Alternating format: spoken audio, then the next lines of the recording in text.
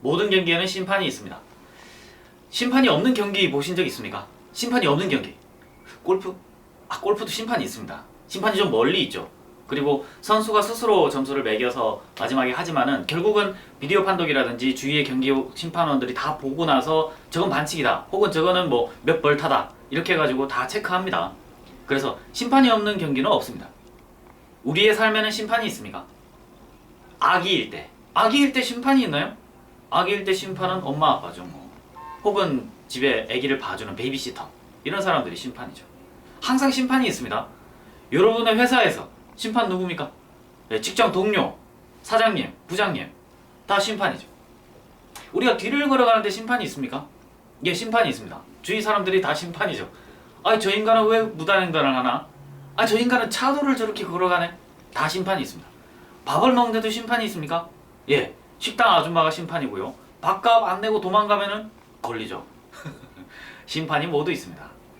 우리의 삶에 있어서 최종적인 심판은 누굴까요? 최종적인 심판 판사님이죠. 최종적인 심판은 판사님입니다. 각종 중재위원회 같은 것도 있고요. 또는 세무소송에 대해서는 세금에 대해서는 처음 다퉈볼 수 있는 게 조세심판원이 있습니다. 옛날에는 국세심판원이라고 했는데 요즘은 이 명칭이 변경되어서 조세심판원입니다. 또는 뭐 상사분쟁 조정위원회 뭐 이런 데서 또 있죠, 그죠? 그런 데에서도 조정을 하긴 합니다만은 분쟁의 가장 최종적인 해결은 항상 우리나라에서는 항상 판사님이 합니다. 판사님 이외에 분쟁을 전국적으로 어떻게 할 수 있는 사람은 없어요. 공정거래위원회 기업들에 대해서 과징금 내리죠. 과징금 부과 처분을 합니다. 근데 그 과징금에 대해서 다투면 법원으로 가죠. 법원에 가서 그 과징금이 적절한지 따집니다. 행정처분요, 영업정지 또는 과징금, 과태료 그 모든 것들이 종국적인 해결은 법원으로 갑니다. 우리의 판사님들 스트레스 많으시겠죠? 판사님들은 재판을 거부할 수 없습니다. 판사님들이 어떤 사건이 들어왔는데 이건지 저건지 모르겠어요. 이 판단 불가입니다. 이렇게 판사님들이 선고할 수 있나요? 원고의 피고에 대한 청구는 판단이 불가하므로 이 법원은 재판을 하지 아니한다. 이렇게 결론을 내릴 수 있나요? 불가능합니다. 판사님은 항상 결론을 내려야 돼요. 원고 승 또는 피고 승, 원고 일부 승, 뭐 피고 일부 패, 뭐 이런 식으로 항상 결론을 내려줘야 됩니다.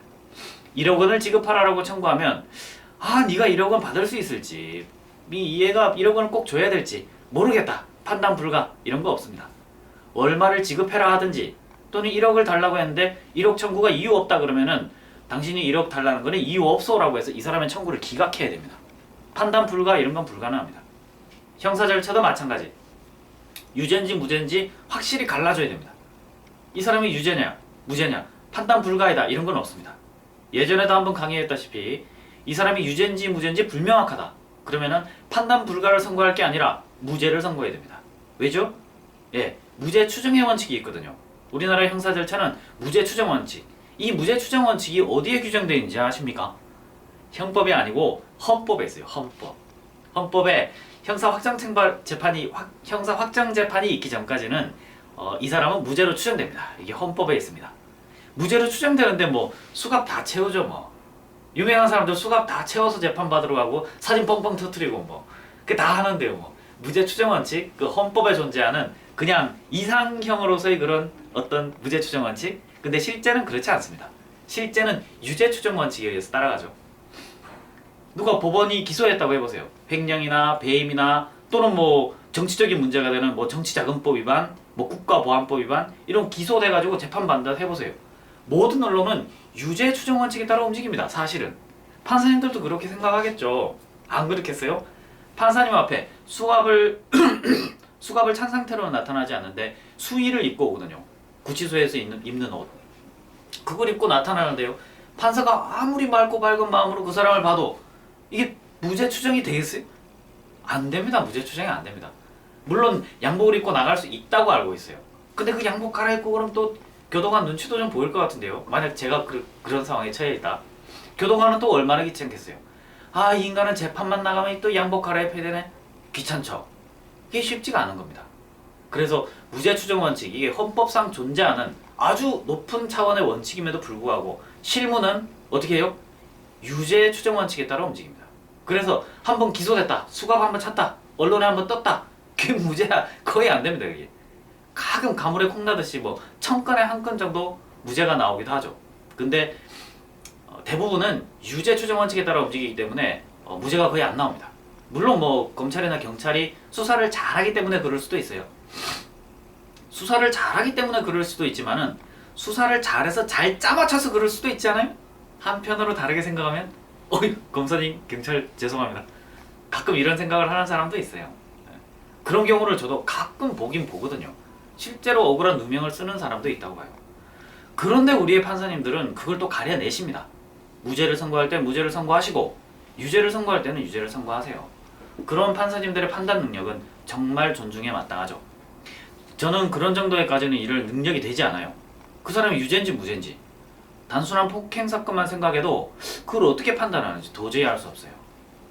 이러한 판사님들의 판단, 판사님들은 무슨 근거로 이 사람이 유죄인지 무죄인지 또는 이 사람에게 돈을 줘야 되는지 또는 이 사람에 대해서 내린 행정청의 처분이 위법한지 또는 과태료가 위법한지 과징금이 위법한지 이런 것들을 또는 이 사람들은 왜 이혼해야 하는지 이런 것들을 판사님은 무슨 근거로 판단할까요?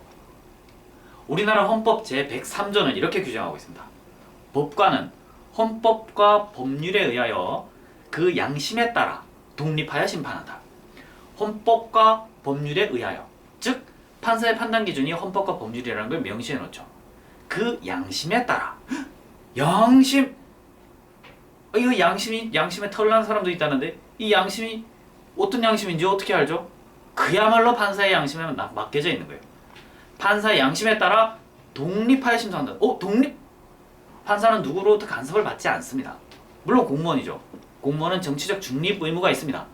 정치적 중립 의무가 있기 때문에 그 누구의 간섭도 통하지 않습니다. 근데 통한다고 우리 국민들은 또 많이 생각하잖아요. 사실 좀 통하는 것 같기도 하고 근데 원칙적으로는 통하지 않도록 돼 있어요. 헌법에 통하지 않습니다. 통한다고 생각하시는 분들은 잘못 생각하시는 거예요. 그 생각을 고치셔야 돼요. 판사는 헌법과 법률에 따라 그 양심에 의하여 그 양심에 따라 헌법과 법률에 의하여 그 양심에 따라 독립하여 심판합니다. 양심에 따라가 가장 문제되죠. 어떤 판사님들은 본성적으로 아주 부지런해요. 문제를 끝까지 파보지 않으면 직성이 풀리지가 않아요. 그런 경우는 어떻게 했어요? 사건을 맡았다. 건성으로 하지 않습니다. 끝까지 팝니다. 원고, 그때 그러면 돈 주고 나서 왜 서류를 안 받았어? 막 이렇게 따집니다. 공사 대금이 그렇게 나왔으면은 그럼 추가 공사에 대해서는 합의를 했어요? 계속 따지고 듭니다. 어떤 사람은 거짓말하고 있는 사람 굉장히 불편하겠죠. 이거 대충 좀 넘어가고 싶은데 이거 끝까지 파네? 이런 경우도 있죠. 또 어떤 사람은 야 판사님 정말 정의를 위해서 저런 열정적인 판사님은 대법관이 돼야 된다. 대법원장까지 가셔야 된다. 저런 사람이 감사원에 있으면 어떨까? 그런 생각도 하는 겁니다. 그죠?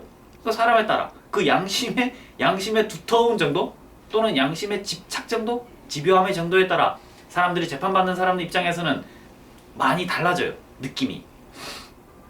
또 어떤 분은 본성이 조금은 느긋해요. 뭐 안 좋은 말로 하면 약간 게으르실 수도 있고 좋은 말로 하면 좀 느긋하세요. 원고 뭐 돈을 빌려주셨다면서 차용증도 하나 없으시고 계좌이체로도 안 하시고 현금으로 주셨다는데 현금으로 어떻게 주셨나? 어떻게 입증하시나요? 입증이 부족한 것 같은데요. 원고 청구 기각합니다. 이렇게 한마디 했습니다. 원고는 진짜 돈 준 게 맞아요. 근데 실제 하느님이 보시기에는 돈 준 게 맞다 이럴 때 어떨까요? 원고는 억울해서 미칠 지경이죠. 근데 잘못은 누가 했어요? 원고가 잘못했죠. 왜 돈을 주면서 정확한 증거 자료를 안 갖추고 돈을 주는 거예요? 그런 사람은 근데 또 판사를 욕을 합니다. 내가 1억 준 게 명확한데 하늘이 알고 땅이 알고 저 인간도 아는데 내 1억 청구를 왜 기각하냐고 판사를 막 욕을 합니다. 자기가 잘못한 건 생각 안 하고. 판사님은 양심에 따라 독립하여 심판하신 거예요. 판사 욕하는 사람 거의 대부분 자기가 잘못이 있어요. 근데 그걸 깨닫지 못합니다. 자기가 억울한 것만, 자기가 정당하던 것만 무조건 강요하다 보니까 판사님의 마음속에서 그게 튕기는 거예요. 판사님도 사람이거든요. 판사는 신의 권능을 물려받은 인간입니다. 이 사람이 유죄인지 무죄인지 또는 이 사람이 이 사람에게 돈을 지급해야 되는지 지급하지 말아도 되는지 이런 것들을 판사는 판단할 수 있는 것은 원래는 신입니다. 원래는 신이 하는 건데 신이 내려올 수가 없잖아요. 그럼 인기 짱일 거잖아요. 그러니까 신이 내려올 수 없으니까 그 권한을 헌법에 의해서 판사에게 탁 내려준 거예요. 이게 판사는 신의 대변인입니다. 이 신의 대변인이 어떤 결정을 함에 있어서 우리는 판사한테 신한테 네가 좀 알아서 해라 이렇게 가지고는 안 돼요. 왜? 그 판사님은 반은 신이지만 반은 인간이거든요. 이게 인간의 본성이 있기 때문에 우리가 갖다 받쳐줘야 돼요. 자료를. 판사님 이래서 이렇습니다. 이래서 이렇습니다. 계속 받쳐줘야 돼요. 받쳐줘야 그 인간이 뜻을 받아서 자기 몸속에 있는 신한테 말해서 판단을 해주는 거예요. 근데 이 사람은 반은 인간인데 그 인간을 잊어버리고 신의 권능이니까 알아서 해주겠지 해가지고 자료를 막 갖다 줍니다. 정리도 안 하고 막 갖다 줘요. 그 판사가 막 내 말 안 들어준다고 욕만 하고 있어요.